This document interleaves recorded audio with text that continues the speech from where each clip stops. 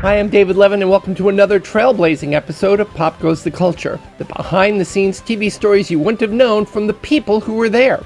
My guest today is an actress, director, dancer, choreographer, producer, 3-time Emmy winner, Golden Globe winner, 10 Image Awards, a Lifetime Achievement Award winner of the Carnival Choreographers Ball, and the George and Ira Gershwin Award for Lifetime Musical Achievement. She's guested on Good Times, The Love Boat, Quantum Leap, Jane the Virgin, Dance Moms, Grey's Anatomy, appeared in Roots the Next Generation, Ragtime, The Fish That Saved Pittsburgh, appeared on Broadway and West Side Story, and Raisin. She's directed shows like Quantum Leap, The Twilight Zone, Jane the Virgin, That's So Raven, Everybody Hates Chris, The Fresh Prince of Bel-Air, Family Ties, Grey's Anatomy, The Jamie Foxx Show, Empire Girlfriends. Hell, just go read her IMDB page. She's perhaps best known for appearing in the film and TV series of Fame, as well as directing and choreographing that series. And most notably, she took over as the producer and chief creative showrunner to turn around the second season of The Cosby Show spin-off, A Different World, when that show was on the ropes at the end of its first season way back in the 1980s. Of course, I'm talking about the one and only Debbie Allen, and in this 8-part conversation, we run the gamut of her career. The anecdotes and trivia tidbits she tosses out are awesome. Now, in part 1, Debbie talks about how she got started in Raisin on Broadway. She talks about her guest shot on Good Times opposite the amazing J.J. Walker. And the most unexpected revelation of all, her TV debut on Captain Kangaroo. Start out with how you got started. What was your earliest experiences in television? Yeah. My absolute beginning experience in television was I was on Captain Kangaroo. And I was one of his favorite guest artists. I loved that show when I was a little kid. And it was like doing a sketch show. You know, one week I was a princess, next week I might be a frog. And he delighted in me so much, they actually offered me the series after I had done about 4 or 5 guest spots. I'd been a Broadway young starlet in Raisin, and so I was the captain's, one of his favorites. What was this about? This was in, I actually have a tape at home. This was in around 70, it's around 75, 73, 74, 73, 74, 75, right, somewhere in there. Wow. So at that point, Keishan had been doing it for 20 years or so. Yeah. I mean, I grew up watching him. I was a little girl watching him, so it was so much fun. And it was always, lots of fun costumes. It was like doing In Living Color, but it was with the captain and Mr. Green Jeans. Is Bear still there? Yeah. Bunny Rabbit and Mr. Moose? All of them. But that was my beginning in television, the very first thing that I did. And then the very first appearance I had as an actress was really Good Times. Really? Yeah, I played JJ's junkie fiancé. And that happened quite by chance. I was sitting in the office waiting for someone to pick me up. I was visiting Ralph Carter. We had played in a musical on Broadway together for 2 years, Raisin. And while I was sitting there waiting, Jane Murray, the casting director, walked past me, and she did a double take. She went, "Can you act?" I said, "Yes, ma'am."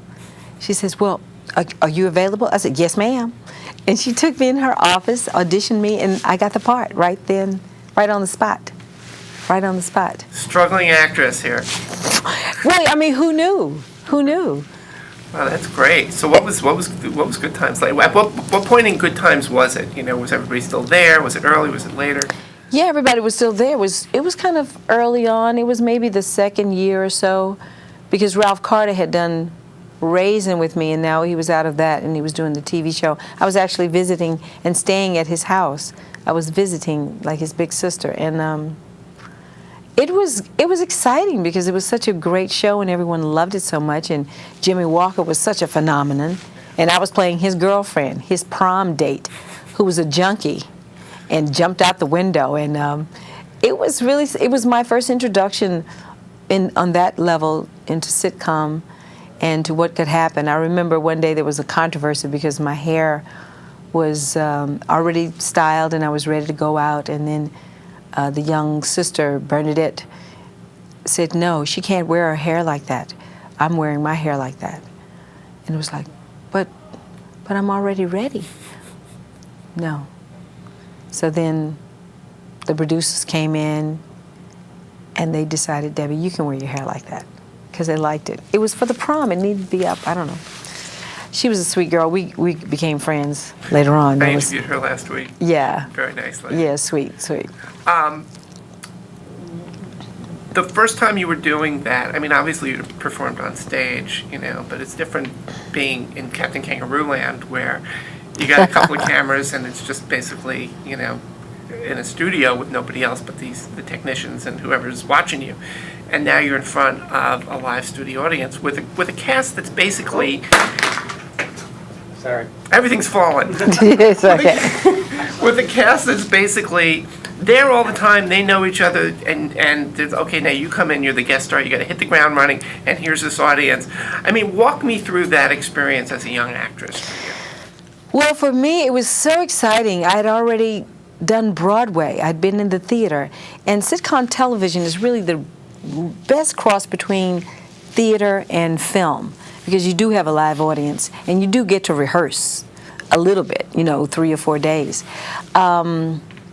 So for me, I was just like this young ingenue, and I was so excited and happy to be there and willing to do whatever was asked, try it this way, try it that way, but still very much with a sense of who I was as the character.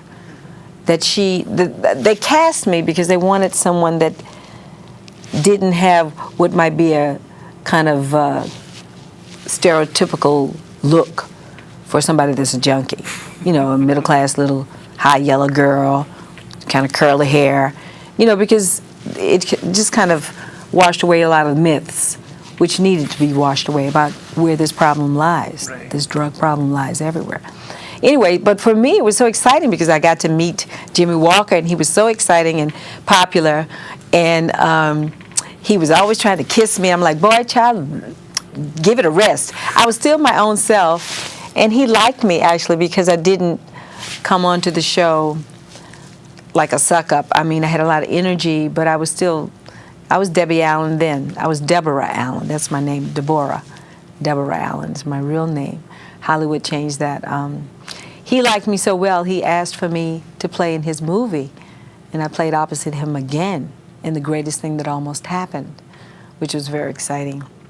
So it was, to be on a show and be a show that was so popular and all those people, you just want to fit in, and sometimes I guess people can make you feel uncomfortable, but I think when you come in with such a positive spirit, which is what I've always had, it's hard for people to be mean to you or to not accept you. Right.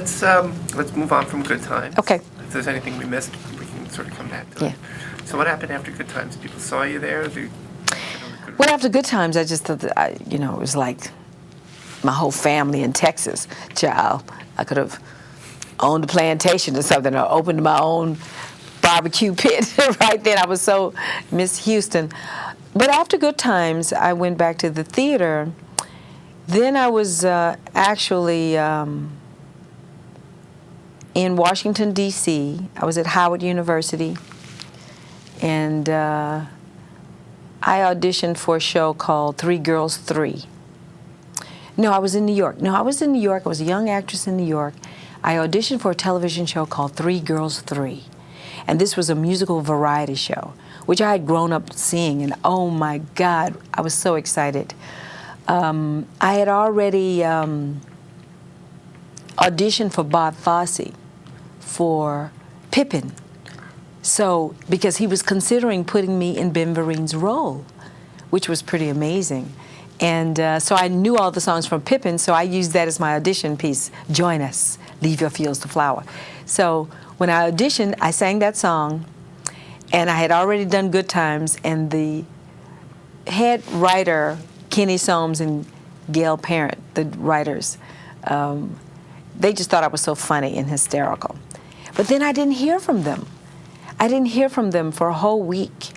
So I went to a conference in Washington, D.C., and I didn't hear any message. And then finally, they had been leaving messages on a service that wasn't answering. And I had like literally 6 hours to get the last message was like, Debbie Allen, if you get this message in time, get on a plane, come to L.A. so we can screen test you.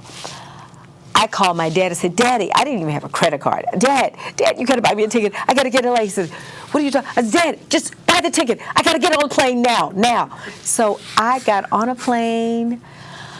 I was out of breath, and oh my God, there were these amazingly talented girls. They were screen testing maybe 15 of us to get down to 3. And I came in there, and I sang, and I danced. And I got that job. I think I uprooted somebody. But 3 Girls 3 was an NBC special, and we did 4 episodes. We were canceled before we went on the air. So that was a real experience, too, that you could have something so amazing. I was dressed in Bob Mackie gown, hair, had a parking space across from, Johnny Carson, who was doing Tonight Show. I was like, oh, okay, I like it. I went to Disneyland. I was bumping with Chip and Dale. It was the total Hollywood experience. And then it was over. I couldn't believe that there we were, and they were taking down the set. And it was like my heart was breaking. And I realized in that first variety situation that television was very immediate. It could be in and out very quickly. Your moments of glory could be amazing, but they could be over with very quickly. Also the Hollywood experience. The Hollywood experience. Over with very quickly, honey. Now what? Who else was in the 3 Girls 3? Mimi Kennedy and Ellen Foley. Wow. And Mimi Kennedy. And we were the first show that Steve Martin guest starred on. Flip Wilson was one of our guests. The show was amazing. Wow. It was absolutely amazing. They should, they should do a TV show called something about the ones that almost made it, or just going back in the trunk. Oh, there's a lot of those. A lot. Yeah. And so that never aired? Oh, it aired. Or it aired just for It aired, and people went crazy, and they loved it, but they had already decided to cancel it. So, okay, back to the drawing board. So. Was this the Silverman era? Was this in the Fred Silverman era? This is just beginning, the end of Silverman, the beginning of Tartikoff. Oh, okay. Got it. That was the beginning of almost Tartikoff. Because by the time I came back and it was time for Fame, it was Brandon Tartikoff. And his wife Lily was a dancer. Honey, I knew he would never cancel that show. Wrong. I saw Lily at the bar. I said, Lily, get your husband together, honey. You gonna let him take the dances off the TV? Come on, child. She laughed. Cop Rock came after that. Cop Rock. Cop Rock was a. You know what I felt? I felt like it had such potential, but I don't know if they had the right people. If they had a couple of other people behind the scenes, maybe it could have turned out a little differently. Or maybe it was a little ahead of its time. Who knows? That's it for now. Be with us again next time when Debbie Allen talks about becoming a choreographer, a director, and the movie and TV show that led to all of it, Fame. Till then, what's your favorite Debbie Allen project? There's lots to choose from. Let me know in the comments. You tell me yours, I'll tell you mine. See you soon. Thanks for watching. Hey guys, don't miss a single episode of Pop Goes the Culture, the Boomer Tube, or Ask Them Yourself. Subscribe and tap the bell icon so you never miss an episode.